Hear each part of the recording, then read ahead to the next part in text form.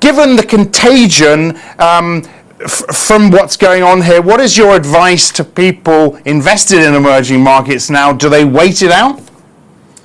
Well, I think one of the problems is we were all focused on tapering 6 months ago, and actually it's not tapering that's a problem, it's the emerging market fundamentals. And we have a lot of big emerging markets facing difficulty, obviously Russia, Ukraine, Venezuela, Thailand, I mean, you name it, the list is very long.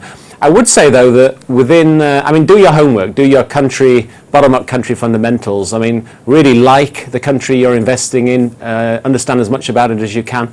And I'd say in emerging Europe, there's still some reasonable stories. I mean, Serbia, Romania, Poland still looks pretty solid.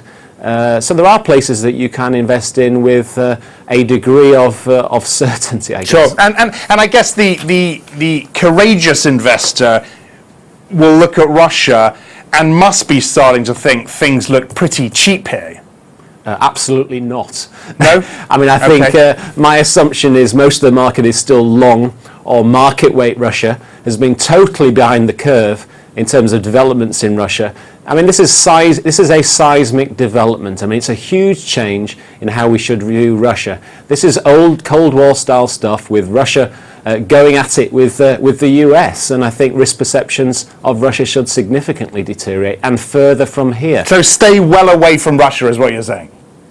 I mean, I think so, and I think we haven't seen financial sanctions rolled out that significantly yet, but I think if they are, I mean, this will be a very, very serious blow to the Russia credit story. In terms of the numbers, how easy is it to ascertain just how badly the economy is going to get hit if we see the sanctions put in place? Well, I think credit markets will close to Russia, so Russian banks and corporates will not be able to finance themselves. There's quite a lot of debt rollovers falling due, around 150 billion. So even if companies can finance themselves, it will be a lot more expensive. We'll see a huge amount of capital flight. Former Finance Minister Kudrin has come out with a figure of $200 billion. That means pressure on reserves. It means the central bank probably has to higher interest rates. The Russian economy was already going nowhere fast. It already had very weak underlying fundamentals because of deep-seated structural problems. Higher rates mean lower growth and possibly even recession. And I think the US action earlier this week to release funds, release oil from its strategic energy stockpiles is also fairly significant. It's the other way the West can hit Russia is through lower oil prices.